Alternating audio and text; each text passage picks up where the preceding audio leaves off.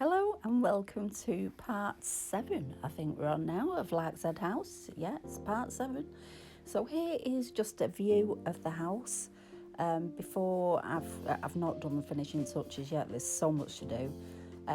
But yeah, we need to get some more details finished, a lot more painting to do, and to reveal the detail on this wall. So let's get started. So on that wall, the detail that I'm talking about is a ghost sign. Now I did record it, but the footage wasn't great. I mean, this is all I could salvage, so I'm so sorry, but this was the best of it. I marked it all out in chalk pencil and then painted it on. So it's an apothecary or a chemist. That is the past history of this house. So part of the story there for you. So I'll let you think about that one. So I painted the trims, the window little bits, lots more varnish on there just to make it solid, because it really does make it solid, because you want it to last. Painted the doorway and the bay window and the brickwork. That also needs some varnish on there just to make it, make it more sturdy, make it last. Painted the window at the top, that also needs varnishing. So all in all now it is coming together. I've just got weathering and things like that to add to it. So I decided that the front also needs a sign, just a little sign next to the door. I'm using some, it's like thin ply, or I don't think it's balsa wood, it's like a very thin ply craft wood. And I'm going to make the sign out of that. So I'm just cutting out the overall shape, making sure it's as square as possible. I only do it to eye. So yeah, that's the brand. I'm figuring out what grain looks best. So anyway, I use coffee sticks for the framing of the sign. I'm using my trusty tool there to get the edges just perfect. Well, the angles. I'm not brilliant at angles, but this tool really does do the angles pretty well. As long as I get it right, it does work out. So I stick them on with wood glue, and then once that is all dried off, I sand the edges just to get rid of any sharp bits.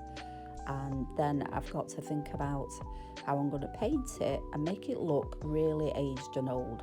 So I'm going to use a pale yellow for a base coat, get that on there, give it a good old coat, and then I'm going to use my heat gun just to dry that first layer, because I'm not bothered about perfection. This needs to look old and a bit tatty, and but I also need it to be readable, so I can't go over the top with that. I would have loved to, but I still need to see what it was.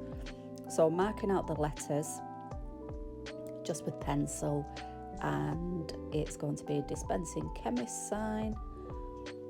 Doesn't have to be perfect, because the amount of paint that's going to go on it and the amount of damage I'm going to do to it as well, it really doesn't matter. So as I say, marking it out with pencil, and then I'm going to use markers on this, not like the one on the side of the house where I did use paint all the way through. This is going to be a lot easier to use markers. So I'm going over the letters with a black marker there, and I will create some shadows under the letters just to make it look a bit more like a sign, which is what we want. That is the ultimate goal. So marking it out, I've sped it up a bit because it took some time. I want it to look hand painted, but I don't want it to look too perfect as well, because it was a local chemist.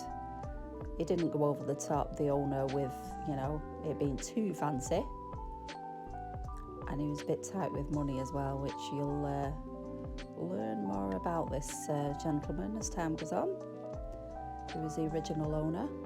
So I'm going to add some gold marker, because traditionally a lot of these signs did have gold leaf or gold details on them. We're looking at 1930s, late 30s, 1940s for the around the age of this chemist. So more shadows going in. And another blast with the heat gun. And now I'm going to use a pale brown just to add a wee bit of age to the sign, and some black that I'm going to use a wet wipe on to dot around, and it looks a mess at the minute, but trust me, it does look all right in the end. And dabbing it on, dry that again, and already it's looking really tatty. So I sand back the paint in some places to reveal the wood, and just to make it look even scruffier. And what I like next about this next phase of the process, is what I do with the effect. I do like the effect that I do with this. So sanding off some of the lettering and just making it look really, really worn out and old.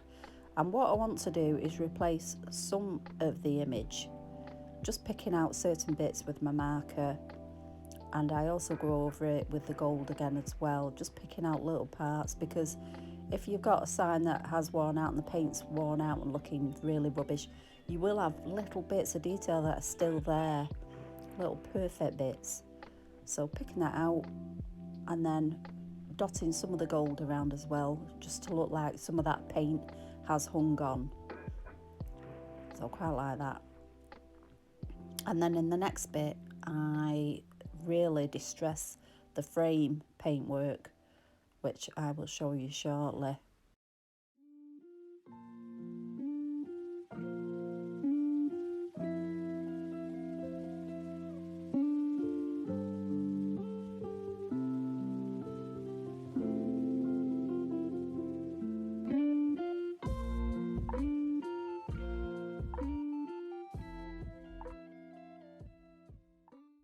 So that's the sign so far, and here I am using my weathering pastels, and I'm adding some mildew colour to the corners of the sign and here and there, just to make it look like it's been out in all weathers.